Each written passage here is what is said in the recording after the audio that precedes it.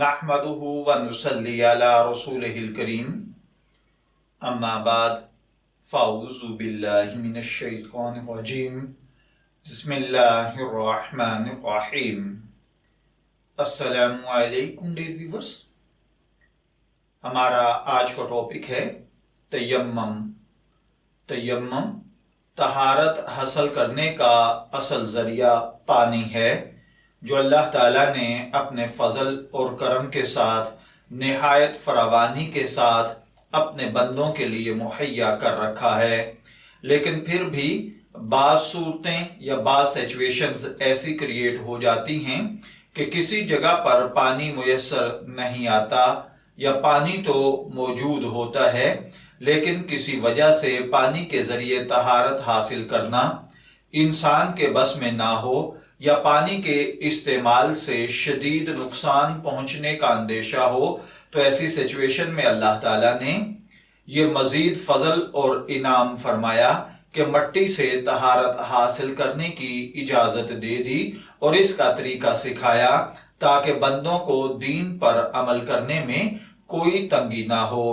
سورہ مائدہ کی آیت نمبر 6 میں اللہ تعالیٰ نے فرمایا ہے، اور تمہیں پانی نہ ملے تو پاک مٹی سے کام لو، بس اس پر ہاتھ مار کر اپنے چہرے اور ہاتھوں پر پھیر لیا کرو۔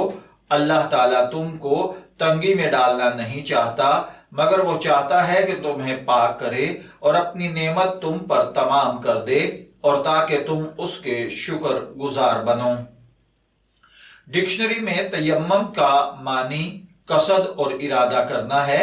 اصطلاح فقہ شریعہ میں اس کے معنی ہیں پاک مٹی کے ذریعے نجاست حکمیہ سے طہارت حاصل کرنے کا قصد اور ارادہ کرنا۔ تیمم وضو اور غسل دونوں کی بجائے کیا جا سکتا ہے، یعنی اس کے ذریعے آدمی حدث اصغر سے پاک ہو سکتا ہے اور حدث اکبر سے بھی تیمم کے ذریعے ہی پاکی حاصل کی جا سکتی ہے۔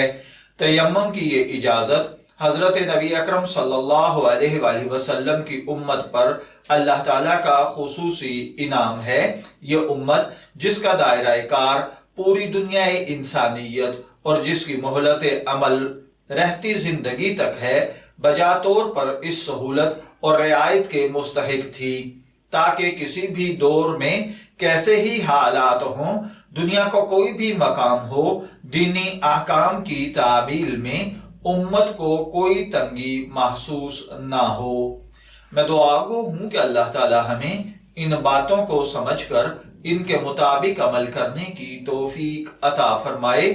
شبیر احمد کو اجازت دیجیے، پھر حاضر ہوں گے کسی نئے ٹاپک کے ساتھ۔ تب تک کے لیے اللہ حافظ۔